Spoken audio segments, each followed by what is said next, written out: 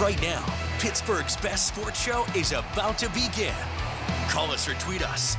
We've got things to talk about on the Ireland Contracting Nightly Sports Call. Good evening, everyone. Welcome inside the Fan Cave. Thanks very much, Josh Taylor. And we welcome you here on KDKA Plus and 93.7 The Fan. Bob Pompeani joined tonight by Andrew Fillipponi from the PM team. On a busy day, as it turned out, the Penguins made a trade, and boy, Kyle Dubas continues to collect draft picks. Somehow he got a second-round pick and Sam Girard from Colorado in exchange for Brett Kulak, who was acquired here in the Skinner deal. A very interesting trade. I think they got younger, possibly better, and they get a second-round pick thrown in there so far. Boy, Kyle Dubas has done a pretty good job kind of managing this rebuild, or I don't know what we would call it, Andrew, while continuing to try to be competitive, and they have a team that could end up challenging for the division lead. I mean, they got two of the best in the game with Cale Makar and Devon Taves, so you know, I just think they probably didn't want to deal with his future costs given what they're dealing with out there. Penguins, on the other hand, are going to have a ton of money this offseason heading into next year. So that gives Kyle Dubas an opportunity to do some things in free agency as well. So, I mean, he got rid of the entire Tristan Jarry contract and in return got Skinner, essentially, got Girard and 2 second-round picks out of that deal. I think that's a masterful job right there by a GM to do that, even though, you know, people thought around here that, you know, Jarry was not going to get that much in return. Essentially, he got 2 players and 2 second-round picks for Tristan Jarry, which is crazy to think. Yeah, it makes you wonder, is Ryan Graves next? I mean, I'd love for somebody to take that contract and give the Penguins even more salary cap flexibility, because that was a bad deal that Dubas made his first year on the job, and really one that he definitely would want back, and the Penguins would probably look to get out from underneath that contract. The trade deadline is rapidly approaching. It's going to sneak up on us because of the Olympic break. So this is a man that's already made a few deals. What else is on the table? Because you've had guys like Anthony Mantha, for example, Bob. This is a 1-year deal for him. And he's had almost a career season for the Penguins. Are they going to ride it out with him? Are they going to try to sign him to an extension? Would they look to flip him? Similar trade, where you trade a guy in a 1-year deal and get somebody back with more term who you like long term. Would they do that with Parker Wotherspoon? I mean, those guys are on 1-year deals, and given the fact that Dubas is talking about the big picture here, even though they're in playoff position, Bob, I wonder if that makes those guys available for the right price in the next couple of weeks. I think the key there, Andrew, is the right price. Would it make sense? If not, I would just ride out with those guys, and I may intend to sign them or try to, but at the same time, I'm not going to disrupt what's going on if he can't get the kind of deal he would want. The other big story today was Connor Griffin. A lot of people out there who are not in Pittsburgh have no idea who this guy is, but you will very soon based on what he's doing, and that's also the subject of our KDK.com/connect poll of the night, brought to you by Penn West University. Where do you think he starts? I think most people think it's going to be AAA. I wish it were here. And boy, would he put on a show today. There was a 16-7 game, so a lot of fireworks, a lot of, you know, bad pitching at times. But man, you watch one day of this kid and you see the potential. So even though he's 19, I mean, he's looking to become maybe the first teenager since Ken Griffey Jr. to start a major league roster at age 19. Do you think that's what's going to happen? I know it's one day, just like we talked about Chandler yesterday. It's one game. But what's your takeaway from this one?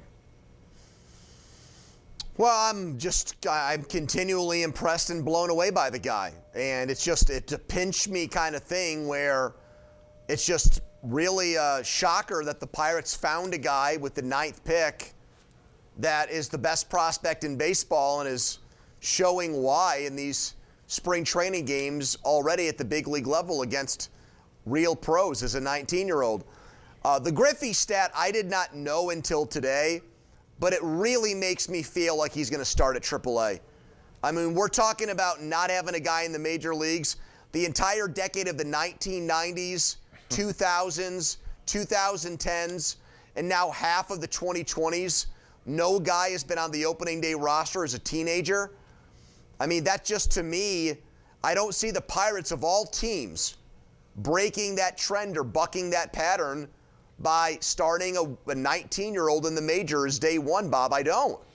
I don't They're either, like the last team in the world that I think would do that. What he may do is just continue to force their hand. Who knows how this is going to go, but Yeah, eventually he'll be up here, whether it's at the start or a month into this, whatever the case. He will be here, and when he's here, man, people are going to know his name, Connor Griffin. We'll take a break here, Andrew. Come back and open up the phone lines to you. It's 412-575-2600 on a beautiful night in Pittsburgh. And as Ray Palin said, it's going to be some sun here by the end of the week. Call us. Air your opinions on the Ireland Contracting Nightly Sports Call.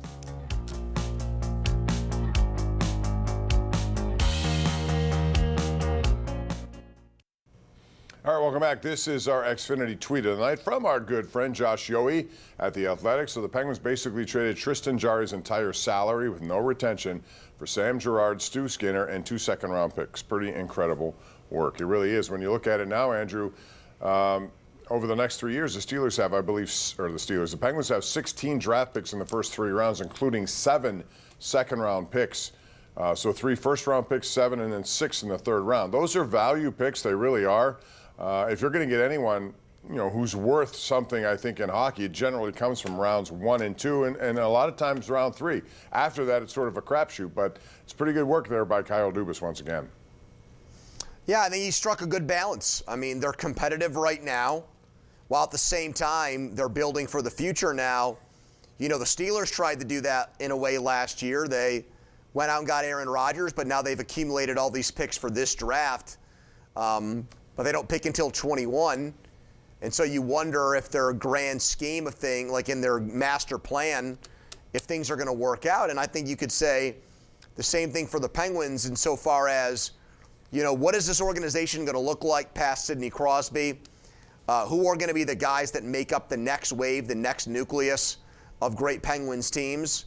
And maybe they can use this bounty of picks to find a few of those guys. I'll tell you what, I think Ben Kindle, I'm not going to go as far as to say he's going to be an elite player where he's like in that class, but what a great pick that's turned out to be so far.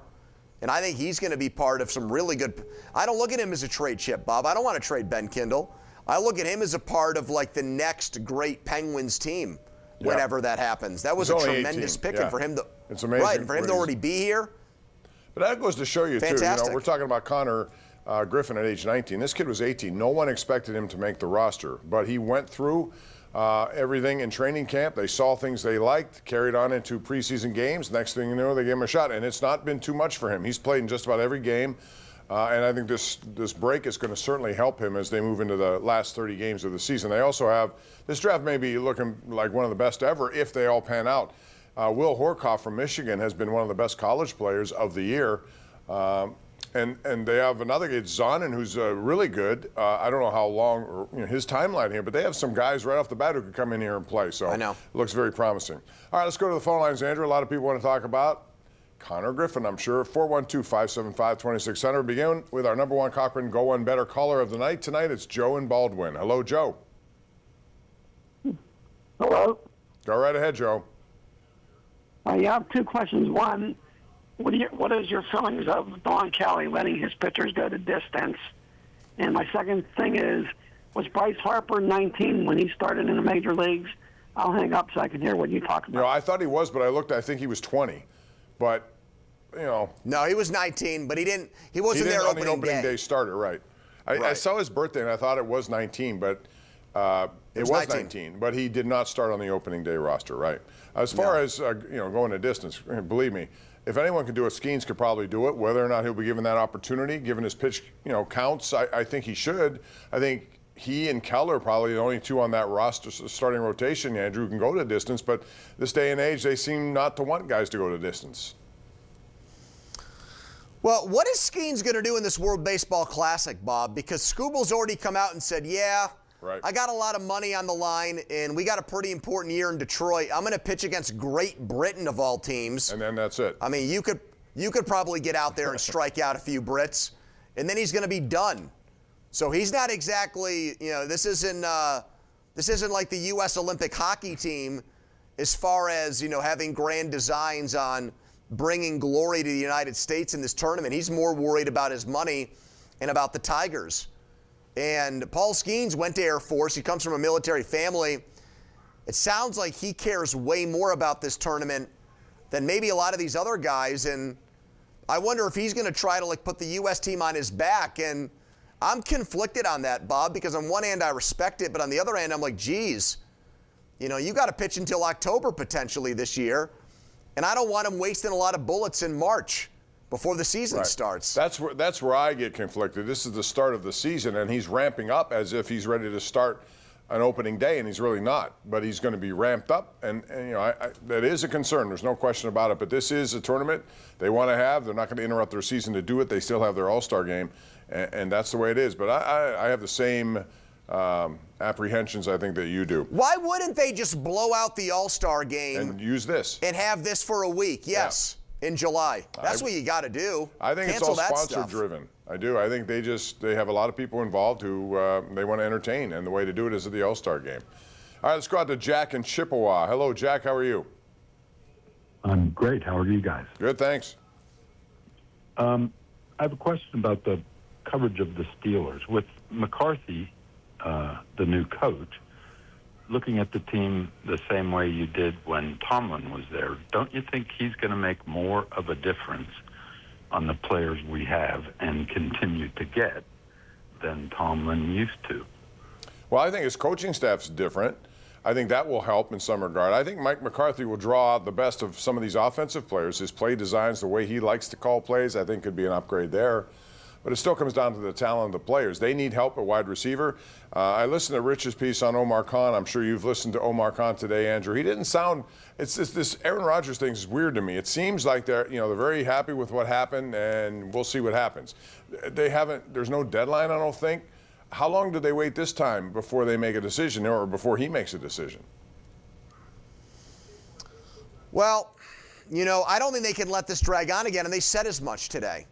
So, to me, that goes to show me they're not as desperate to bring him back. If it happens, great. If it doesn't, I think Omar Khan is fine with plan B. I think there's a part of him that wants to see Will Howard play this year.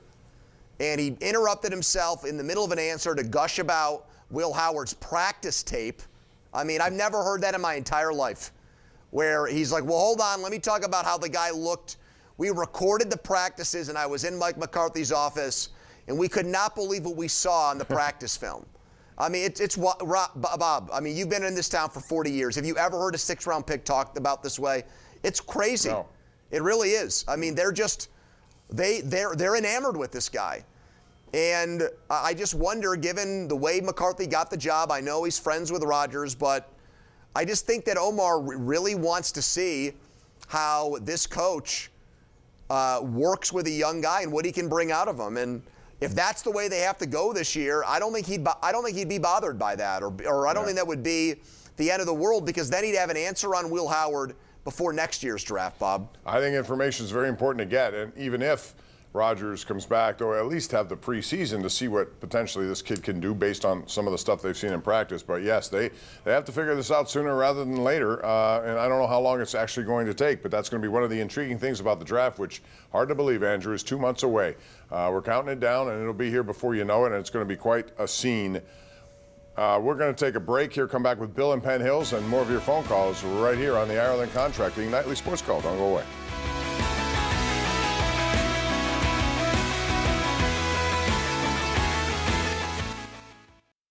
All right, welcome back. Bob Pompeani and Andrew Fillipponi at your service tonight at 412-575-2600. Let's squeeze in Bill from Penn Hills. Bill, make it quick, please. Yeah, listen, they have a very nice show. I'm glad to see that the Pirates are going young, but the Steelers are going old. That's terrible. Well, they have some young guys. They have an opportunity to get younger. Andrew, you brought up the wide receiving room, and I think what you said is spot on. That's the way I would look at it. You got to have more options there. They're going to take, they got 5 of the top 100 picks. How do you think it works out positionally? Because I think I would take at least 2 wide receivers of those 5. If they keep the 5 picks, sure. I mean, I think that's got to be under consideration. I also think the left tackle thing now is an issue that's got to be addressed again. I mean, this Broderick Jones situation, Omar Khan said a serious neck injury and wasn't sure if Broderick would be ready in time for training camp. He's going into the last year of his guaranteed deal. They have to make a decision on the 5th-year option. I think they'll decline that based on the health and the performance. And then you're left with Dylan Cook and an injured Broderick Jones, and it's the most important position other than quarterback. So they've got to, I think, potentially, Bob, address that at 21. If that big left tackle from Miami, let's say, were to make it to them at 21, I would take him there. And then you've got him and you've got Fautanu, and, you know, sorry, Broderick Jones, but you got hurt, and you didn't really play well before that. And I'm okay. Jim Rutherford used to do that all the time. Don't exacerbate a problem by doubling down on a mistake. If it's a mistake, move on and get somebody better. Yeah, and they have free agent opportunities too. You know, the entire Cleveland offense. But you don't find left tackles in free agency. Look how much Dan Moore went for, Bob. No, I understand that. Dan Moore broke the bank. You can do it hoping, and I'm not. When you say serious injury is what I've heard too. But that doesn't mean that it's going to end his career. If you believe he can overcome it, then you still can go out and get somebody, you know, sort of hold it warm for a year or two, or somebody like that, I guess. But Cleveland has their entire offensive lineup for sale. So if you like any of those guys, and Wyatt Teller is somebody I would like. We'll see what happens. So they got a long way to go. How about Penn and Teller? You ever see them, Bob, back in the day with their Lions? Absolutely. Actually, no, Vegas. that's not them. Those are different. Those are different magicians. My bad. Sorry, Bob. We got to go to a break. Yeah. You confuse Goodbye, those Bob. two, but that's all right. We're out of time. Thank you, Andrew. See that's ya. going to do it. We'll do it again tomorrow night and every night right here at 10:35. Thanks for joining us on the Ireland Contracting Nightly Sports Call. See you at 11 o'clock, KDKA.